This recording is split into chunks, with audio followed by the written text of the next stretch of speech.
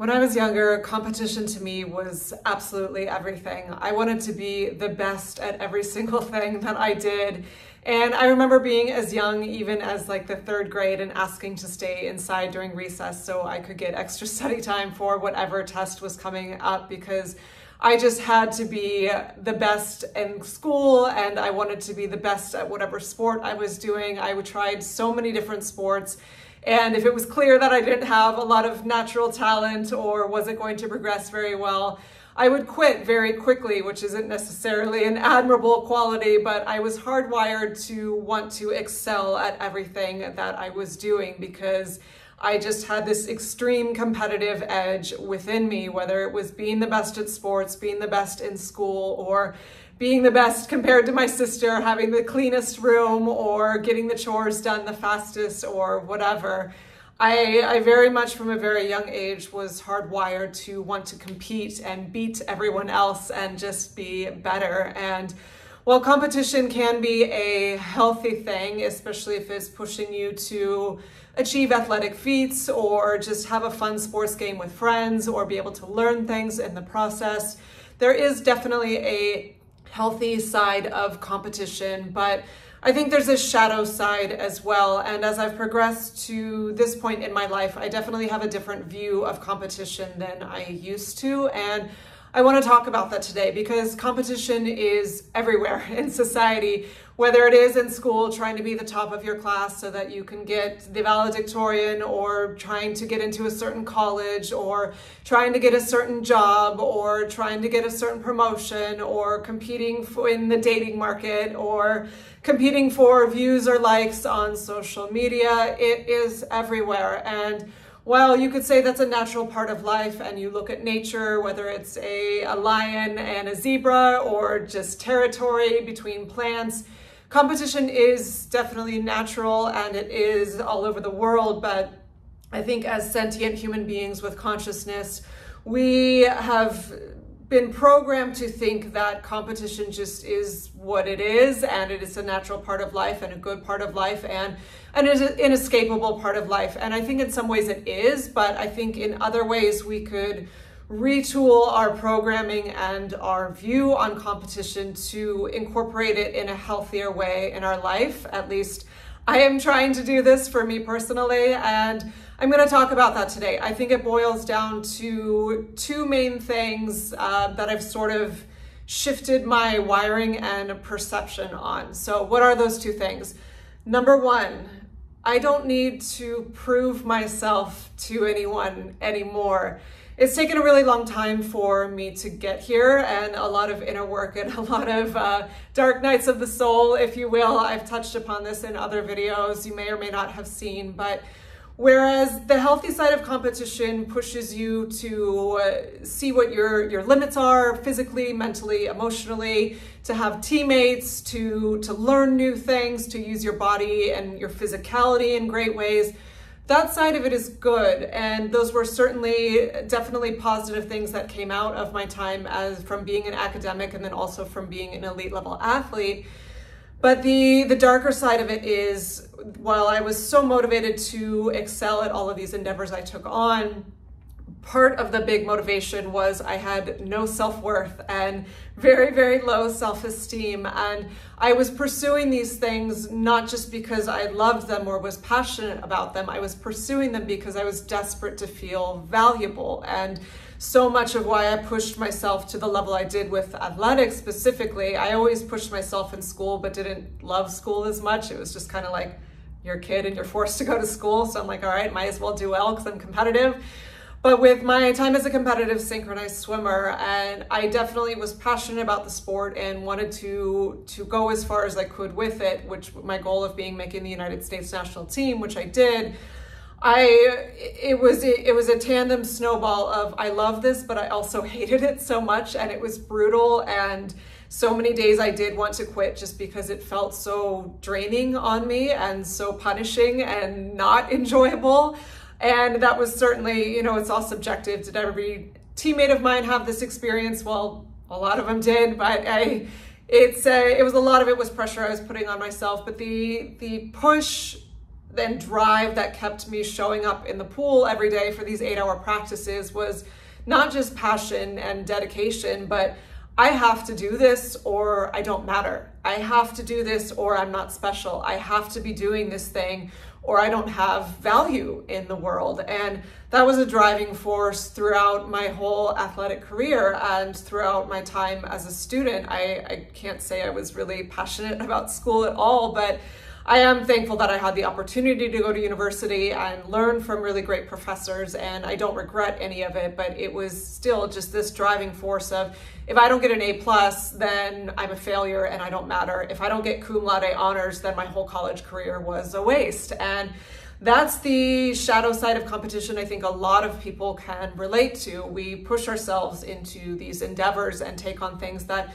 aren't necessarily always enriching or positive for our lives, but we think that we have to do these incredible feats because otherwise we're not special and we're not worthy and we don't matter. And we're not taught in school and oftentimes not taught in our homes that just existing and trying to be a good person is enough. But after years of deprogramming, or at least trying to deprogram myself, I've come to a different place where beating others and trying to be more special than other people and trying to get the scores and the validation and succeed in the marketplace in whatever way really doesn't matter to me anymore, because I've found that it's other people's journeys really have nothing to do with you. And when you're in the competition realm of me beating the other person, whether it is beating out for that job or for that validation at work or to get into whatever college back in the day, or when I was back in the sports world,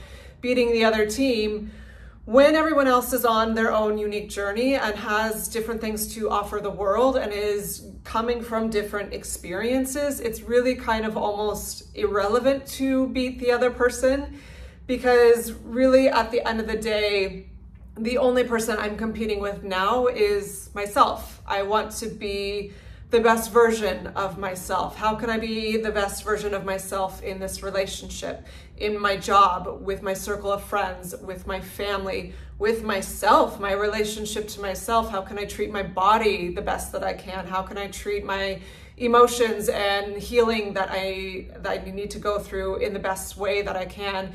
How can I just show up as a person better than I did yesterday, better than I did this morning, better than I did an hour ago when I was at the restaurant and someone lost their shit on me because their burger's taking too long and I wanted to go postal on them and say, there's millions of people starving in the world right now and you're mad because you have to wait 21 minutes for a burger? Like, shame on you. But then just recoiled and say, oh, let me check the kitchen, but cursing them out in my mind.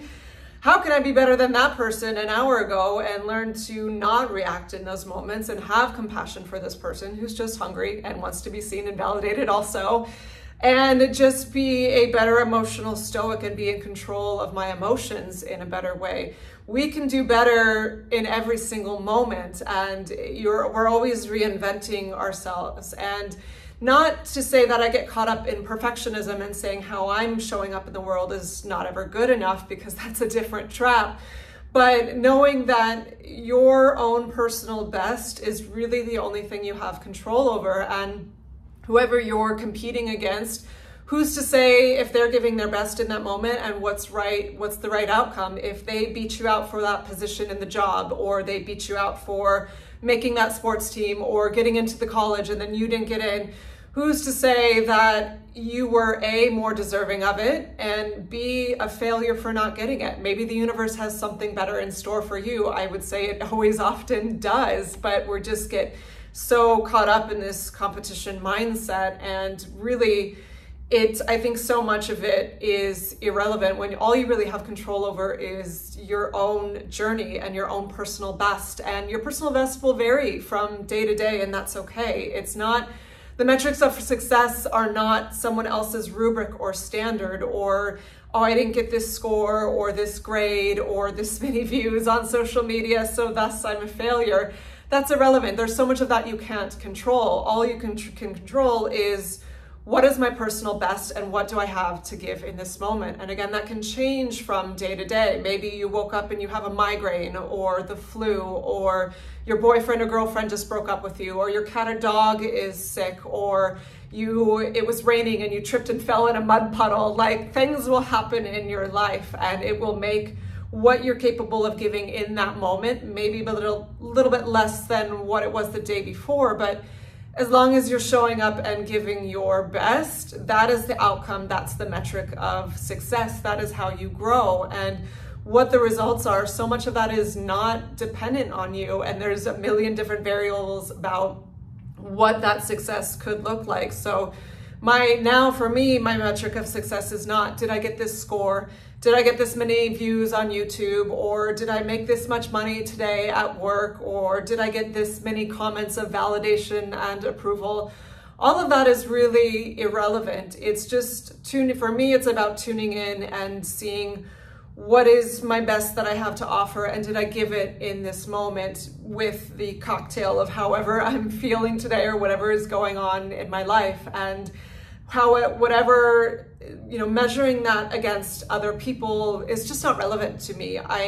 It was interesting, someone left me a comment today, or they didn't leave me a comment. There was someone asking about something, and in the thread, I didn't have maybe the best tangible response to it because it was outside of my sphere of experience and knowledge. And then someone else jumped in and said, hey, this other channel speaks to this specific thing. You may want to check them out. I hope Alicia's okay with me recommending this. And that was very sweet of that person to be considerate, but it just goes to show how conditioned we are to think in that moment. They were saying that because they still wanted to be supportive of me, but we're conditioned in this mindset to think that, oh, well, it's a competition. And for me, I don't see other minimalist YouTubers as my competition. Like, we all have something unique and special to offer, and everyone's going to resonate with different things, and everyone has different spheres of experiences to speak to. For example, with people that have kids and want to know how to simplify with having children. Well, I've never even changed a diaper, so why should you only come to me for minimalist guidance when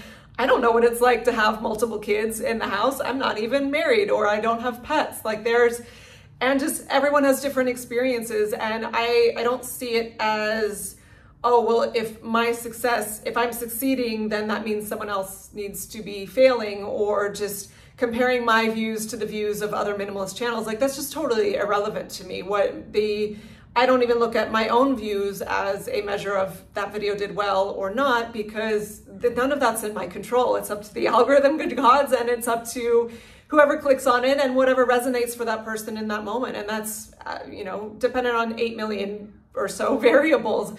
But what I can control is, what did I give in that moment? Was I connected to my heart as much as possible in that moment? Was I as articulate as I could be in that moment? Was I giving of my soul as much as I could be in that moment? Not just for YouTube stuff, but for life stuff, showing up, as I mentioned before, relationships or anything else. And to me, that's really the only thing that is relevant now. So I'm not competing against other people. I'm competing against myself. And kind of a funny story to illustrate this is, my coach is famous for saying this. This happened actually the year before I came to the club and trained with her, so this isn't my team, but it's a sort of famous tale from my coach from this club that I was at for competitive synchronized swimming. And the team that she was coaching, they were very strong that year, and they were favored to win just because they had the most experienced team, and the other teams had some newer athletes and just not quite as strong. And it was pretty clear that and it's a judge sport too, so it was pretty clear that they would probably win, and they did end up winning, and they beat the other team by a pretty substantial amount. But what happened was, even though they won, they had not had a very good swim. They just missed the mark on a lot of things that they could have done a lot better, just not quite up to par from what they were capable of. But because they were so much stronger than the other team, they still ended up winning. And after they swam, they found out they got the gold and were national champions and all excited. And my coach came up to them and she was not happy. And she said to them, just because you're the best doesn't mean you're good. And at first that could sound like so harsh, like, wow, what a motivating coach. But there's a lot of wisdom in that. She was saying that don't celebrate just because you beat someone else. You didn't have a good swim. You didn't give of your best selves. Collectively as a team, you missed the mark on a lot of things, and you're capable of so much more. So you shouldn't be celebrating and so happy you got this gold medal when you didn't give your best. Yeah, you beat someone else because they're weaker than you and you were more qualified and just physically capable, but you didn't give of your best self. So you shouldn't be so happy just because you beat someone else that's not as good as you. And I've carried that with me, and I think that's really relevant to any pocket of life, not just athletics, because there will always be people that are better than you at whatever you're taking on, and there will always be people that are not as qualified as you in whatever way. And it's really who's to say what journey they're on. All you can control and all that's relevant is your own journey and what you're personally working on. So as I move through life now, and it's not about eradicating ambition. I'm still very ambitious. It's just, I'm not competing with others because everyone else is on their own journey. I'm just competing with myself to be my best version of myself. And when I do take on these endeavors, it's not, I want to accomplish this thing so that I can get validation. It's, I want to accomplish this thing because I'm capable of giving of myself. I want to give of myself in the most powerful way that I can. It's not do this so I can be valued, but rather do this because I have value. Because I know my worth now and I know my power and my own capabilities. I don't want to sit back and take the easy road out. I want to apply myself in the most ambitious and powerful way that I can, so that I can give of my very best self to this world, because for me, that's the most enriching experience. So that is the first part of how I've sort of rewired my brain to see competition. The second part of it is looking at the metrics of competition in general and sort of deconstructing that. And this idea, as I mentioned before, everyone has this idea that, well, competition's everywhere. Look at the lion competing with the zebras or the wildebeest for food, or the plants that have crazy sort of chemical things to ward off other plants because they're fighting for territory, or just other animals fighting for territory, or humans fighting for humans for the job, for the spot in college, for the spot on the team, for the house in that special neighborhood that everyone's trying to get in the market or in the stock market. The list goes on ad infinitum, and we're just hardwired in this conquer and conquest thing of wars that have been going on since the dawn of time, since there have been humans. We're hardwired to think that it's me against you, us against them, this political party against that political party, this candidate against that candidate, that animal against this animal, this food source or this diet type against that diet type. It's nauseating, and it's so ubiquitous, and it's so pernicious that how much it's ingrained in us to think that there is always going to be a winner and a loser. And while this is true in a lot of circumstances, it's not universally true. And I think we miss this in a lot of circumstances. And I think if we paid more attention to it and gave more love and attention to that possibility of not just a winner and a loser, but what if we all won? This could shift things a lot. I did this workshop 100 years ago now.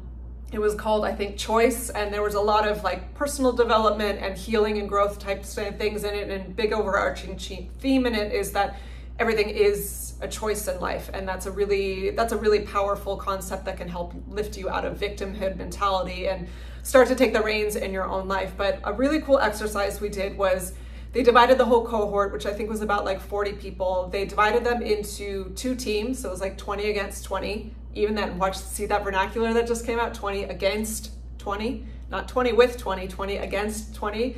Watch yourself as you say these things. It's even wired in me still.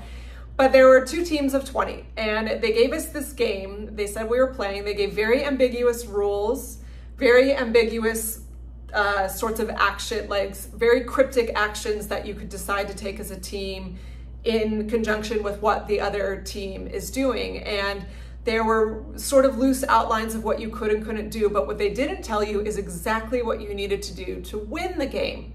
That part you had to strategize and sort of hypothesize over the actions and sort of like the little clues that were given, and then what other actions the other team was making.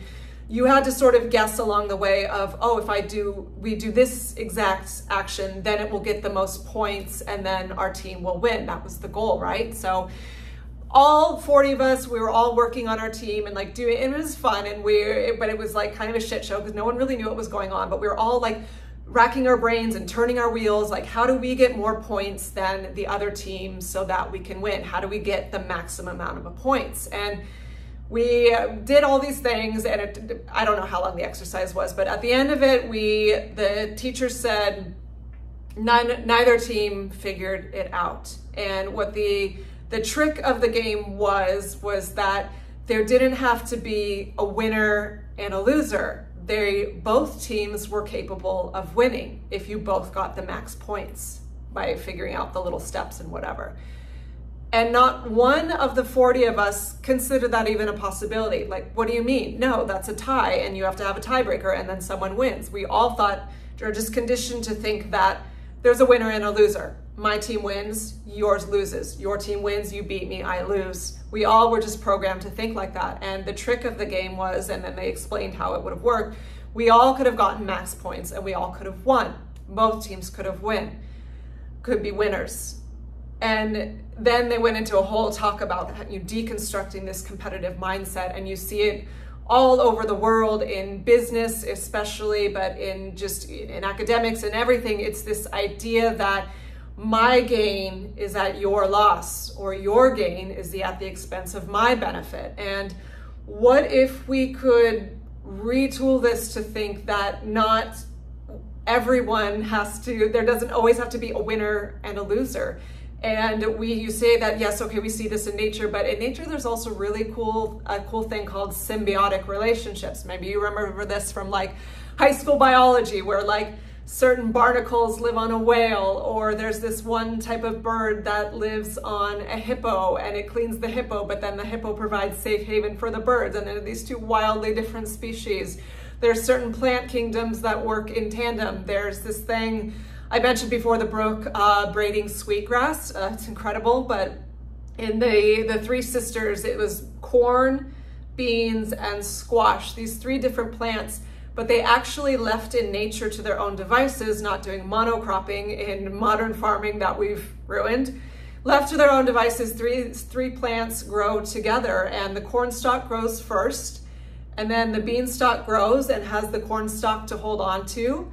And then the squash grows last, and it stays low to the ground, but has really deep roots that come up and help provide nutrients to all the other three plants. And that's just one specific example, but that's really cool because that's nature doing that. And I think as humans, we can have this ourselves. What if success meant that I don't have to put someone else down to get there? What if success meant I'm going after this thing not to beat other people, but to uplift everyone around me? And this is where minimalism comes in so strongly for me in the overarching theme of what we're doing to our planet. But just the capitalist idea of just needing to produce more and more and more and make more money and more money and more money. And by the way, before you spout off and the WEFers or whatever and get trigger happy and say, oh, you're a communist and want the government to just own all your stuff. No, please listen to what I'm saying here. I am not anti-free market. I am just, could we make better decisions? Could we make better choices?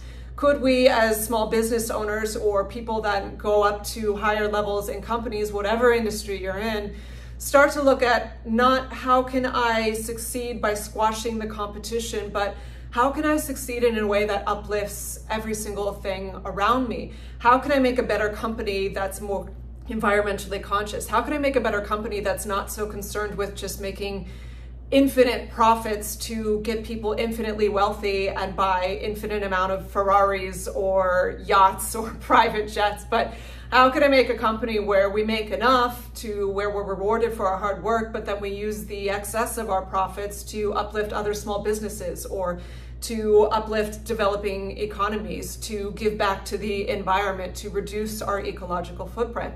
What if this was at the forefront of the consciousness? And it's very easy to say, oh, well, the big corporations, they'll never change. And in our lifetime, maybe they won't. But to say that they'll never change and think you can do nothing about it, I think is a cop-out and putting your head in the sand, because in the free market economy that we do have, that I do support, we do have the benefit of voting with your dollar. So you can make different choices, like buying organic on a very small level or supporting local small businesses on a very small level. But if you start to we live in this holographic universe, as they say, if you shift this perception in yourself of I'm competing in the job market and I need to make more money than this person or get this job or climb the corporate ladder put all these other people down so I can have a bigger house and buy more stuff, and just, you're on a microcosm, you are a little corporation living that level of just more is more and less is less. But if you shift your own mentality to,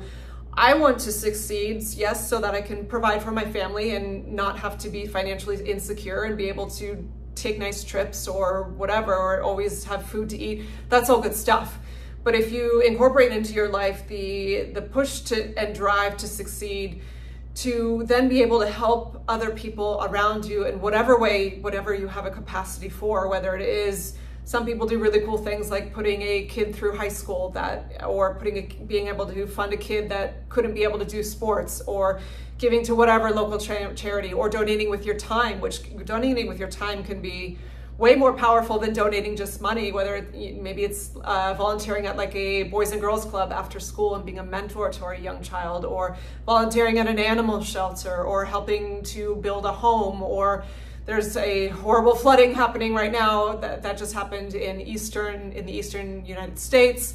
Maybe you're helping to rebuild in some capacity. There's infinite ways you could help, but for me, that's what success means to me now. If I'm not allergic to money, if I happen to magically blow up on YouTube and make 6-7 figures, God knows if that would happen, but if I did, I wouldn't say like, oh, I'm allergic to this money, I'm a minimalist, I must burn it all. Like, no, I would use it, but I would use it for good. I would use it to help other people that need help. That's it. Money is a tool. It's not evil. It's something we can use to do better with, because in the way that this world is set up. But for me, when I go after success and ambition, it's not how can I succeed what can I gain? It's how much can I push myself to succeed so that I can give more.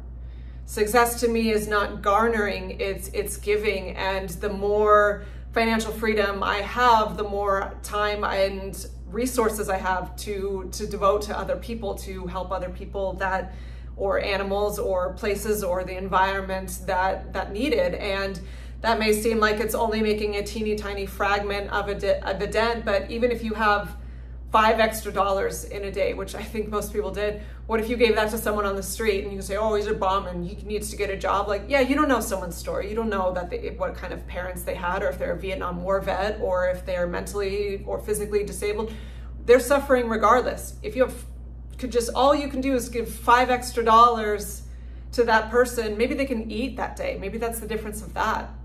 You never know how much your generosity and philanthropy can affect people. And this is not to be confused with communism and putting wealth in the hands of the government, and who will then just make themselves wealthy, and denying the opportunity for individuals to pursue wealth or success in whatever venture they choose. This isn't that at all. I'm not saying don't pursue wealth and success. I'm saying pursue those things, but with the intention of not what can it give you, but what can you give by achieving those things. Do you see the difference on that?